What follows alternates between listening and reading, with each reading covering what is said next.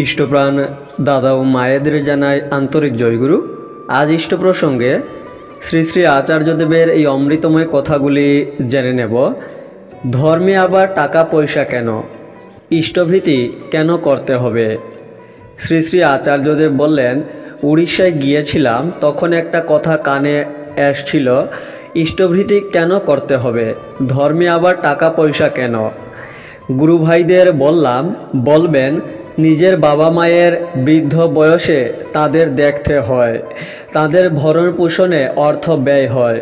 সন্তান জন্মাবে, তাকে টাকা দিতে হবে, পয়সা লাগবে।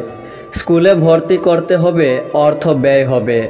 তাহলে প্রেমের সম্পর্কে সব জায়গাতেই অর্থ লাগছে, আমাকে বহন করতে হচ্ছে। আমার গুরুর সাথে আমার সম্পর্ক, তিনি আমার হৃদয়ের দেবতা, আমার জীবনের চালক, জীবন স্বামী। তাকে বহন করতে অর্থ ব্যয় করতে হবে না? তার ভরণ পোষণের জন্য ব্যয় বহন করব না? তিনি কি এতই সহজলভ্য? তার দায়িত্ব আমি স্বেচ্ছায় বহন করব, বিনা শর্তে। জয় গুরু।